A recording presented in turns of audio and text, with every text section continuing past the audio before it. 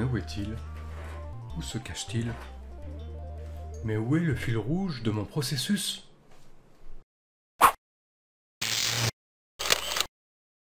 Bonjour, je suis Frédéric Baird, bienvenue sur mon magazine vidéo. Aujourd'hui, je vais parler du fil rouge du processus. J'entends beaucoup d'abus de langage autour du mot processus. Pour lever l'ambiguïté sémantique, j'utilise une définition simple et restrictive. Selon moi, le processus est un agencement d'activités pour satisfaire un besoin.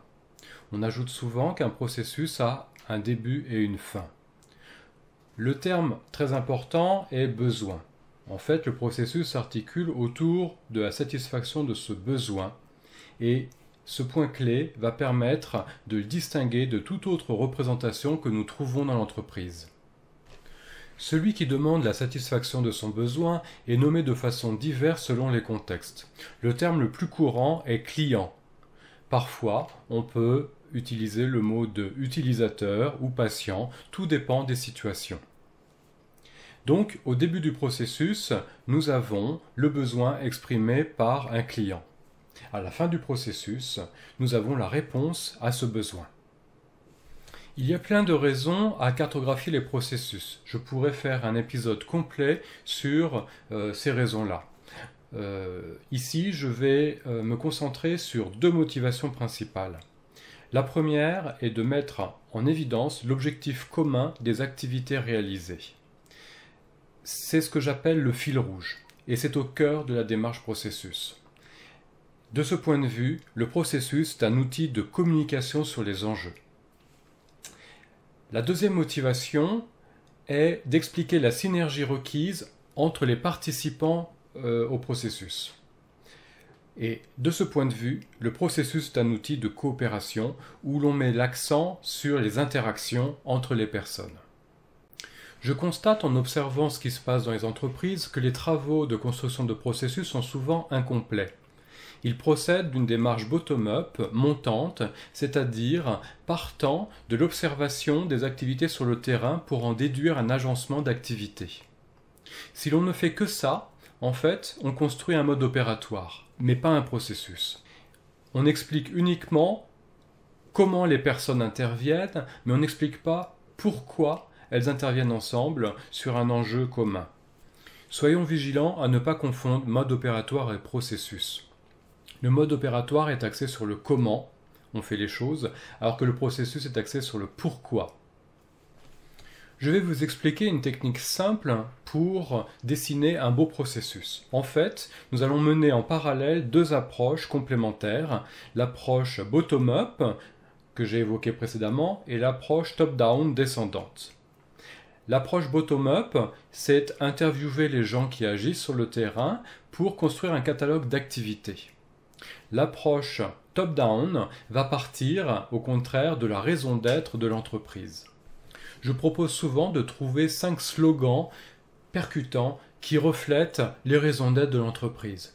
Et ces slogans vont être le socle de la démarche processus. En effet, on va en déduire les objets autour desquels s'organise l'entreprise. Les objets représentent les besoins des clients à satisfaire et puis tous les moyens intermédiaires pour y parvenir.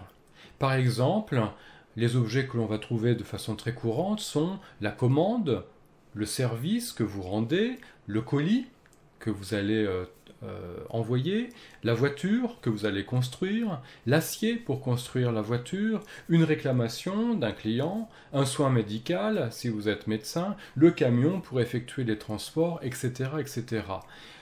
Dans un premier temps, on va se limiter à 10, 15, 20 objets maximum pour vraiment être sur l'essence de l'activité de l'entreprise. Plus tard, quand on aura maîtrisé la démarche, on pourra aller au-delà et puis enrichir ce catalogue d'objets. Les objets ne sont pas très loin à aller chercher. Leur nom, leur appellation fait partie de votre langage courant au quotidien dans l'entreprise. Donc il ne faut pas aller inventer des termes particuliers, spéciaux, c'est vraiment dans votre vocabulaire quotidien qu'il faut aller trouver le nom de ces objets. À présent, pour chacun des objets, vous allez dessiner son cycle de vie.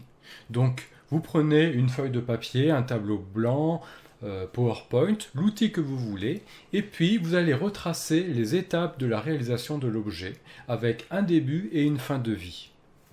La bonne pratique, c'est pour chacune de ces étapes d'utiliser le nom de l'objet et un participe passé qui représente l'état dans lequel passe l'objet. Une fois que vous avez fait cette ébauche de cycle de vie, je vous invite à le soumettre aux personnes concernées et puis vous allez faire des ajustements jusqu'à ce qu'il y ait consensus sur cette représentation. Donc c'est vraiment une représentation, c'est un parti pris, on choisit de dire les choses les plus importantes et puis on peut très bien ignorer les aspects mineurs. Un cycle de vie classique va avoir une dizaine d'étapes. Si on est sur 3-4 étapes, c'est vraiment trop peu. Si on est sur 20 étapes successives, peut-être qu'il faut découper ça en plusieurs objets, parce que ça va être trop compliqué. Avec le dessin du cycle de vie de votre objet, vous avez presque votre processus, il reste très peu de choses à faire.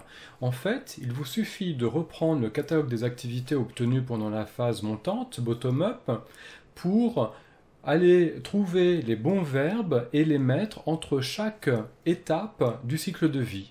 Donc, quelles sont les activités qui permettent de passer d'une étape à l'autre? Eh bien, vous devriez trouver dans votre catalogue d'activités le bon verbe qui permet de faire cette transformation.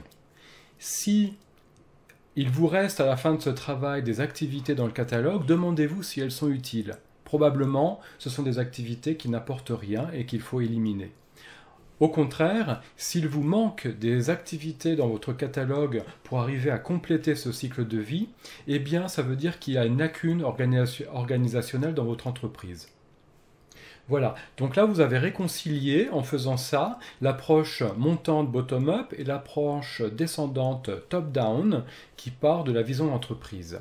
Le cycle de vie, en fait, va donc être enrichi de ces activités. Il vous suffit de gommer les étapes, de garder que les verbes à l'infinitif qui correspondent aux activités, et vous avez une succession d'activités avec en filigrane le fil rouge, le fameux fil rouge qui est l'enjeu pour l'entreprise. Vous êtes sûr, en ayant procédé de cette façon, d'avoir un enjeu commun à toutes les activités, d'avoir quelque chose qui porte du sens et qui va facilement montrer aux intervenants, aux acteurs sur le terrain, pourquoi ils ont à travailler ensemble. Et si vous vous posez des questions d'amélioration de la façon de faire, le comment, eh bien vous allez pouvoir utiliser ce fil rouge pour trouver les adaptations organisationnelles dans votre processus. Cet épisode est à présent achevé. N'hésitez pas à le commenter et à me dire que vous avez apprécié, à me suggérer de nouveaux sujets pour les prochains épisodes. Je vous dis à bientôt.